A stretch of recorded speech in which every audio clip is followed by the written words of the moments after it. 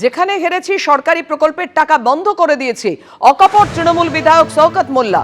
লক্ষ্মীর ভান্ডারের টাকাও বন্ধ করে দেওয়ার হুঁশিয়ারি দিয়েছেন শওকত মোল্লা। ভাঙড়ে যে 3টি অঞ্চলে হেরেছি সেখানে সরকারের বাড়ির টাকা বন্ধ করে দিয়েছি। বাপের বেটা হলে সেই টাকা উদ্ধার করে নাও। আগামী দিনে লক্ষ্মীর ভান্ডার সহ অন্যান্য সরকারি প্রকল্পের টাকাও বন্ধ করে দেব। ভাঙড়ের সভায় হুঙ্কার ক্যানিং পূর্বের তৃণমূল বিধায়ক শওকত মোল্লা। অর্থাৎ রাজ্য সরকারের প্রকল্পের টাকা কিছুদিন আগেই আপনারা জানেন বাজেটে আরো 500 টাকা লক্ষ্মীর ভান্ডারে বরাদ্দ করেছে সরকার। সেই লক্ষ্মীর ভান্ডারের টাকা বন্ধ করে দেওয়ার হুঁশিয়ারি দিয়েছেন শওকত মোল্লা। যেখানে তারা পরাজিত হয়েছেন, যেখানে তারা হেরেছেন, সরকারি প্রকল্পের টাকা বন্ধ করে দিয়েছি বলে হুঁশিয়ারি দিলেন শওকত মোল্লা। আমাদের এই ভাঙড় থেকে 3টে অঞ্চল আমরা হেরে গিয়েছিলাম। আমাদের সরকার সেই 3টে অঞ্চলের ঘরটাকে পুরোপুরি বন্ধ করে দিয়েছে। দাদার খাবে আর মামার গাইবে, বলবে ওটা মমতা বন্দ্যোপাধ্যায়ের বাবার টাকা। মমতা বন্দ্যোপাধ্যায় সরকার টাকা দেবে আর তার মা মাসে নিয়ে এই চালতাবেড়িয়া শানপুকুরের কিছু সমাজ বিরোধী তারা টানাটানি করবে। আমরা বলছি টাকা আমরা বন্ধ করে দিয়েছি, যদি হিম্মত থাকে বাপের বেটা হও সেই টাকা নিয়ে নাও। দেখি কত বাপের বেটা আছো তোমরা। আগামী দিনেও আমি পরিষ্কার বলি,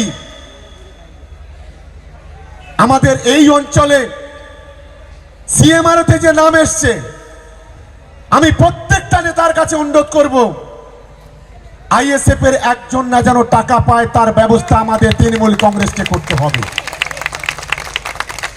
পরবর্তীকালে কৃষক বন্ধু লক্ষ্মীর ভান্ডার টাকা পাচ্ছেন, দেখা যাবে সেটা।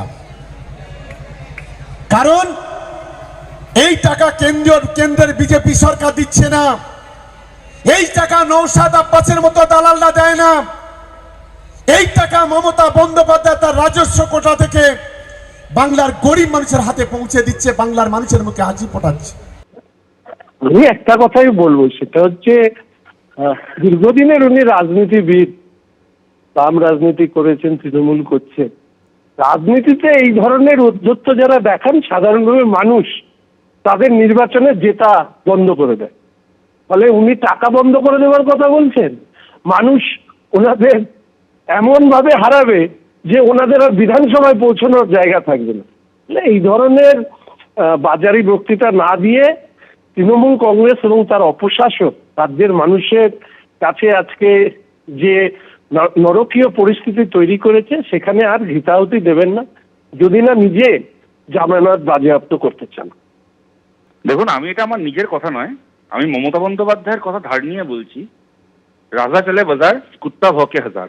মমতা বন্দ্যোপাধ্যায় এক সময় বলেছিলেন, এখন শওকত মোল্লার কথা শুনে মমতা বন্দ্যোপাধ্যায়ের উক্তিটা মনে পড়ে যাচ্ছে। ভোট আসলে এরকম এই ধরনের ঘেউ ঘেউ আমরা অনেক শুনবো, কিন্তু এর থেকে একটা জিনিস বোঝা যাচ্ছে, দুর্দণ্ড প্রতাপ অপরাজেয় তৃণমূলের শওকত মোল্লারা হেরে যাওয়ার ভয়টা পাচ্ছেন। ওরা বুঝতে পারছেন বেশ কতগুলো জায়গায় ওরা হারতে চলেছে, তাই সেই হারটাকে ঠেকানোর জন্য এই ধরনের কথাগুলো বলছেন। কিন্তু টাকাটাকে আটকে দেওয়ার জন্য ক্ষমতায় থাকার দরকার হয়, সরকারে থাকার দরকার হয়। বাংলার মানুষ তৃণমূল কংগ্রেসকে সরকার থেকে টাকালে সাধারণ মানুষের টাকা যেরকম পাচ্ছেন মানুষ তার থেকে ভালোভাবে পাবেন। কোনো রকম কোনো দলের দলদাসত্ব না করে মানুষ নিজের অধিকারে কোনো রকম কোনো দুর্নীতি ছাড়া, কাটমানি ছাড়া নিজের টাকা পাবেন, সেই বাংলা আমরা করতে চাই।